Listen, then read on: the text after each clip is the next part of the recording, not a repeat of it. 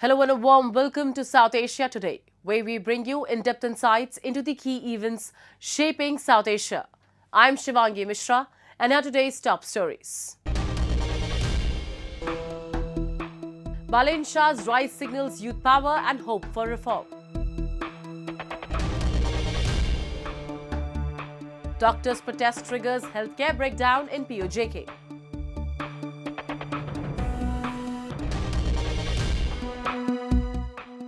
And Gen Z dancing to spiritual beats.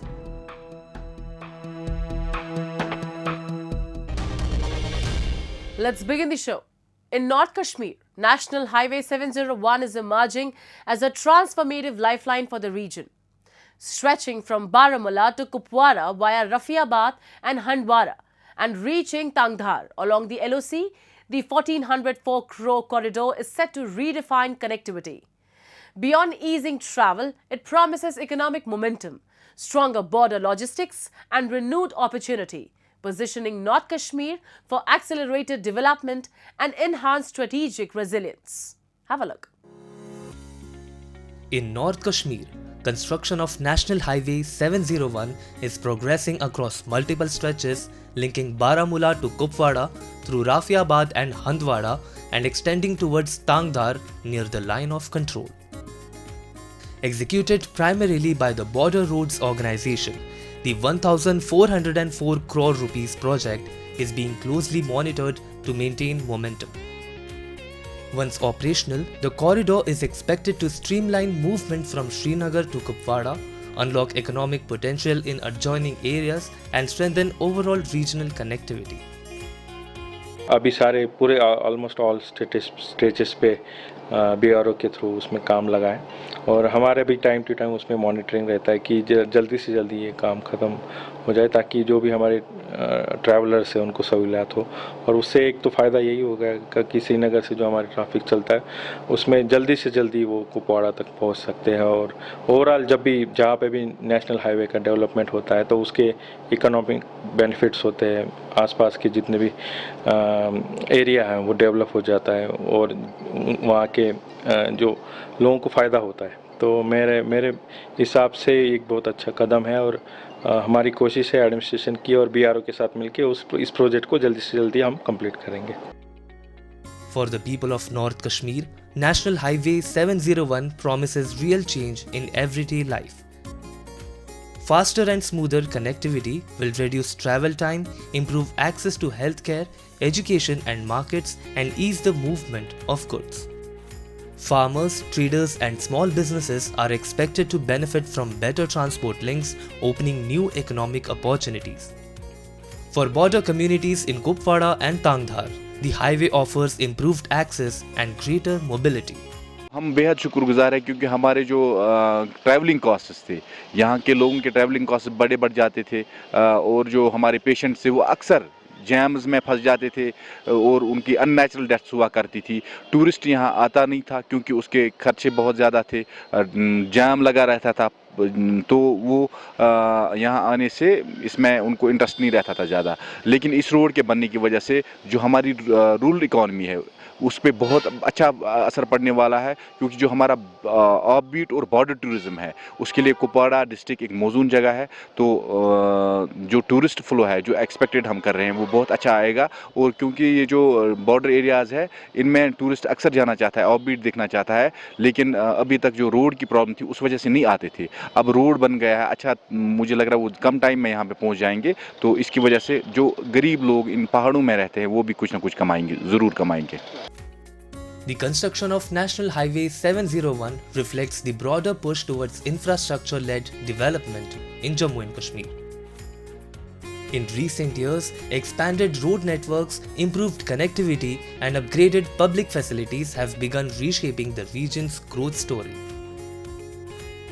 Projects like this not only strengthen border districts but also integrate remote areas into mainstream economy. Together, such initiatives signal a sustained effort to accelerate development, improve livelihoods and build long-term stability across Jammu and Kashmir.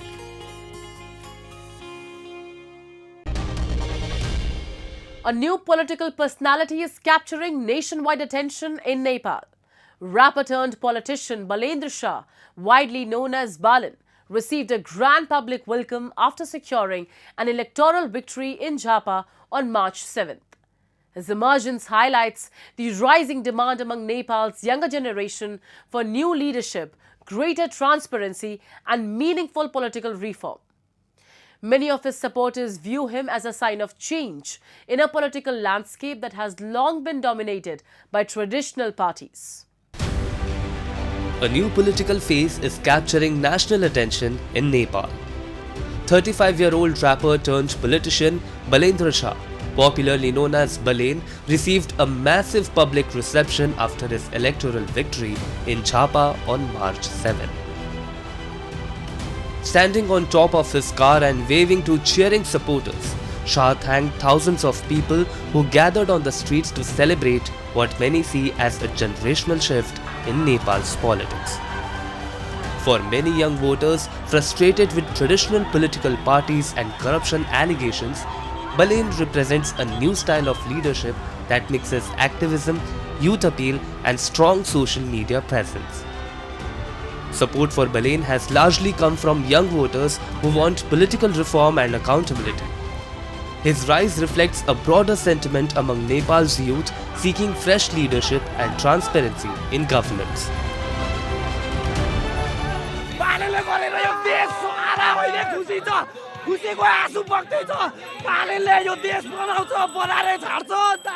Now we have finally got the youngest Prime Minister in the world. Hope we will not forget all his promises and will work on the behalf of people. Wish him good luck. Thank you. We trusted you. Now you should not play with our trust. We love you, Balen. Before entering politics, Balen gained recognition as a rapper whose music often highlighted social issues such as corruption, inequality, and governance failures. Academically, he is trained as a civil engineer and later completed a master's degree in structural engineering from Visvesvaraya Technological University in the Indian state of Karnataka, studying in Bengaluru between 2016 and 2018. His engineering background has also influenced his political agenda with a strong focus on urban planning, infrastructure, and governance reform.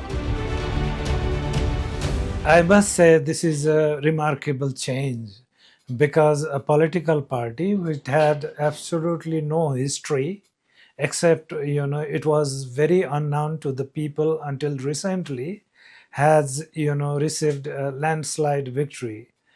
I can tell you that because all these people are new, they don't have any charges of corruption. They are very committed people. They have done very well in their professions. From the area they come into politics. And the organization is very new. They don't have backlogs. And the organization has started to develop its fundamentals. And the way it has been able to deal with the common people, you can see the result now. The development is also being seen as a positive signal for long-standing ties between India and Nepal. The two neighboring countries share deep historical, cultural and economic connections, with thousands of Nepali students studying in Indian universities every year and extensive cooperation in areas such as trade, connectivity and infrastructure. Analysts believe that leaders like Balen, who have educational and cultural links with India, would further strengthen people-to-people ties and encourage deeper collaboration on development, technology, and urban planning between the two nations. For many young Nepalis, Balen Shah's rise is more than just an election victory. It represents a broader hope that new generation of leaders can reshape politics, restore public trust, and push Nepal towards a more transparent, modern and development-focused future, while maintaining strong and constructive relations with neighbors like India.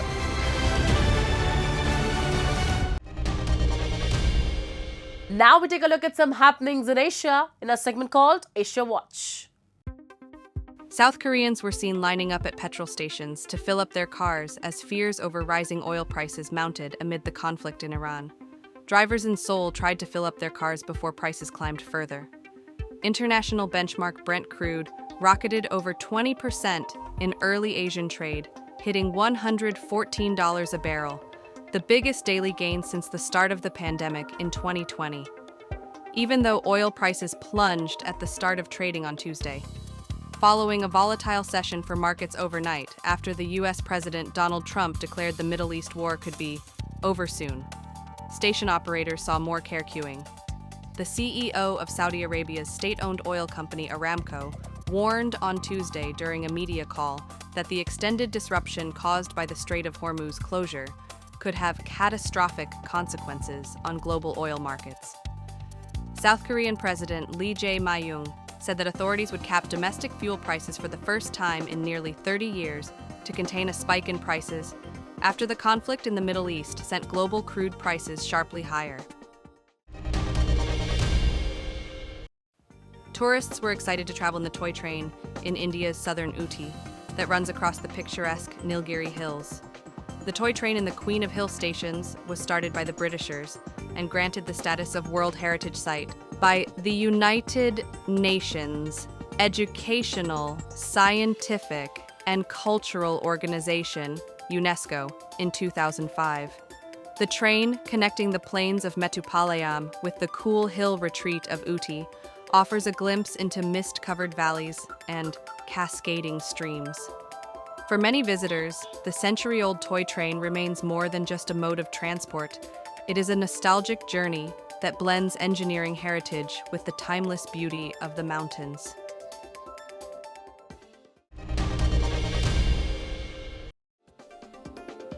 Universities in Bangladesh were closed as the government sought to conserve electricity and fuel in response to rising oil prices due to the escalating conflict in Iran.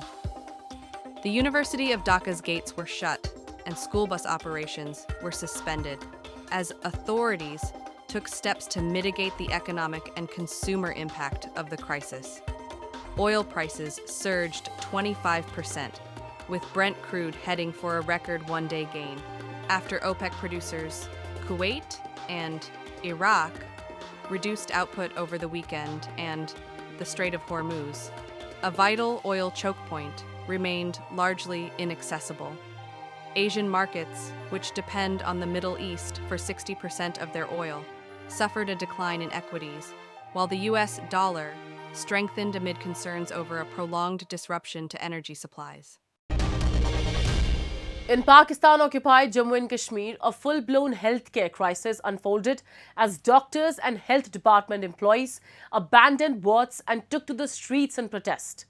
For over 2 weeks, they have camped outside Sheikh Khalifa bin Zayed Hospital in Muzaffarabad, demanding unpaid allowances and long-promised reforms. As the strike stretched into its 17th day, the government's inaction left patients stranded and exposed a collapsing public health system. We have a report. In Pakistan-occupied Jammu and Kashmir, healthcare workers who have long served with dedication and resilience now find themselves struggling for their own survival. Despite working tirelessly in hospitals, often under immense pressure and limited resources, many have been denied their rightful salaries and health allowances. Their commitment to patient care has remained unwavering, yet repeated promises by the authorities have gone unfulfilled, pushing them towards protest in search of justice. अगर मैं ये अपनी staff nurses की तरफ से उनको ये बता देना चाहती हूँ कि हम अपना हक लिए बगैर किसी सूरत भी अपनी स्ट्राइक ख़त्म नहीं करेंगे। पे वो हमें देते नहीं है, हमारी बढ़ाते नहीं है, अलाउंसेस हमारे बढ़ाते नहीं है। तो ये है कि उनको बंदा क्या कह सकता है, उनको खुद ही नज़र आना चाहिए। आज इतना अरसा हो गया हम लोग यहाँ पे स्ट्राइक में, उनको ये नहीं पता कि ठीक है अगर वो अपनी माँ को यहाँ से रेफर करवा के लेके गए, मगर ये कि उनको ये बात सोचनी चाहिए कि यहाँ पे बहुत सारे गरीब लोग हैं जो कहीं नहीं जा सकते। क्या पता कोई सफ़र हो रहा हो इस वजह से, क्या पता इस स्ट्राइक की वजह से किसी गरीब का कोई बच्चा सफ़र हो रहा हो, किसी की माँ सफ़र हो रही हो, किसी की बेटी सफ़र हो रही हो, मगर उनको इस बात का ख्याल तक नहीं है। खुदारा ये कहती हूँ कि कम से कम गरीबों पे जुल्म ना करो। Agitating employees say years of assurances have turned into empty words with promises repeatedly made but never implemented. They point to widening governance gaps and chronic delays that have pushed them to the brink. After exhausting every formal channel, they chose the streets as their last resort. Their message is clear: continued inaction will only deepen the crisis, and it is imperative for the government to act now. हम भी इसी मुल्क के बाशिंदे और दर्जा अव्वल के शहरी हैं। हम अपना हक लेना जानते हैं। जब हम उस नेत पर आ गए तो ये याद रखें कि उनको अपने घरों में भी पनाह नहीं मिलेगी, लेकिन अल्लाह और अल्लाह के रसूल के कानून के मुताबिक हम आसान तरीके से, अखलाक से, जायज तरीके से अपना हक मांग रहे हैं, तो दे दिया जाए तो इसमें उनकी भी भलाई है तो हमारे लिए भी बेहतरी है। The strike has once again exposed the fragile state of public services in PoJK. Beyond healthcare, people continue to grapple with crumbling infrastructure, unreliable electricity, poor connectivity, and limited economic opportunities. Protests by government employees are not uncommon, as workers across departments repeatedly raise concerns over delayed payments and poor service conditions. Together, these recurring crises reflect deeper governance failures that continue to intensify the everyday hardships faced by ordinary citizens.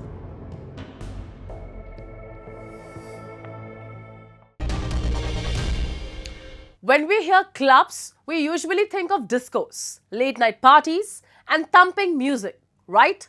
But now, a new kind of clubbing is taking the spotlight: bhajan clubbing. This trend is revealing the spiritual side of Gen Z. Here, young people dance and sing to the DJ's beats, but these aren't movie songs. They are devotional tunes. So why are today's youth drawn to bhakti music? Let's find out.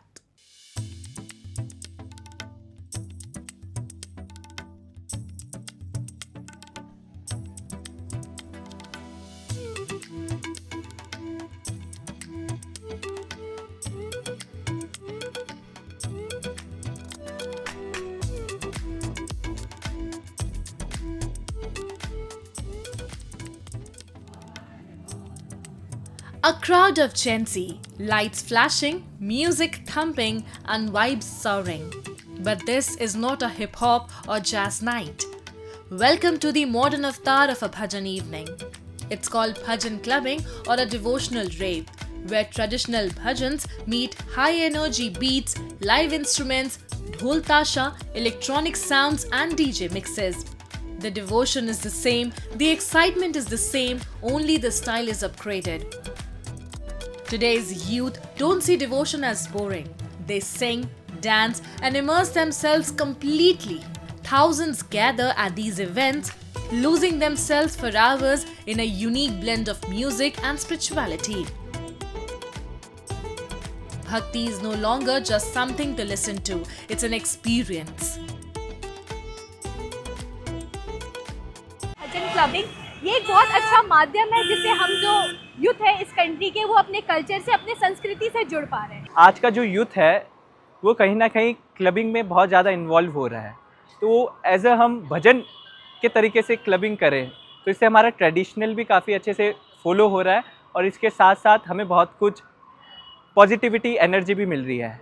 जहाँ आप कहीं भी हो, युवाओं से यही कहना चाहूँगा, मेरे उम्र का जो है, जहाँ कहीं भी भजन क्लबिंग हो आप एक बार ज़रूर जाएं, आग्रह करता हूँ ज़रूर जाएं, और जो वहाँ पे आपको सुकून मिलेगा वो आपको किसी बार, पब, क्लब में नहीं मिलेगा।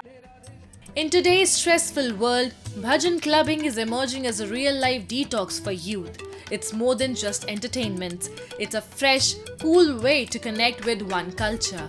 Even Prime Minister Narendra Modi has appreciated this trend, noting that today's generation is weaving devotion into their everyday lifestyle. Singing along with thousands of peers gives participants a true sense of community. The credit goes to Nikung Gupta, who founded Sanatan Journey to present Sanatan Dharma in a simple, modern and relatable way for today's world.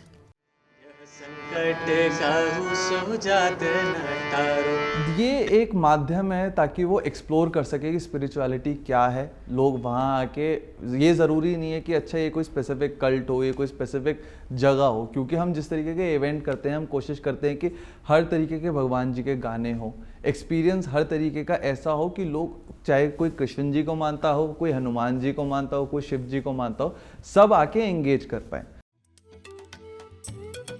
Artists driving this change are presenting bhajans in fresh, modern styles. They understand today's youth, preserving the sanctity for mantras and bhajans while blending them with contemporary music, making it easier for the new generation to connect. Youth एकदम सोच समझ के अपने भगवान के साथ जुड़ना चाहती है, और भजन जो कॉन्सर्ट जो चल रहे हैं इतने ज़्यादा, इतने अच्छे, इतने बड़े स्केल पर, उनको ये माध्यम देते हैं जुड़ने का, कि वो लोग अपने इष्ट, अपने भगवान से संगीत के द्वारा जुड़ पाएँ। The significance of this trend is evident in the fact that it's no longer limited to private events. Governments and major colleges are now hosting such cultural spiritual experiences in their campuses. They recognize that for the holistic development of students, cultural engagement is just as important as academics. आज हमारे college में बसंतोत्सव के अवसर पर भजन clubbing कार्यक्रम का आयोजन हो रहा है। मैं समझता हूं कि यह दिल्ली सरकार की एक अनूठी पहल है, जिसके माध्यम से हम युवाओं को न केवल जोड़ रहे हैं, बल्कि युवा इसकी तरफ आकर्षित हो रहे हैं।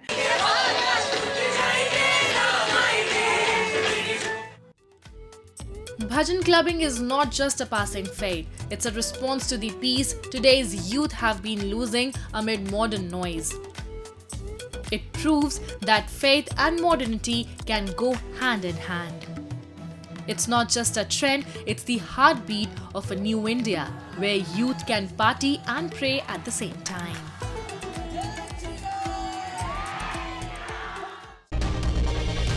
As we wrap up today's episode of South Asia Today, we thank you for joining us. We'll return next week at the same time with more insights and updates. This is Shivangi Mishra signing off on behalf of our entire team. Until then, stay safe and goodbye.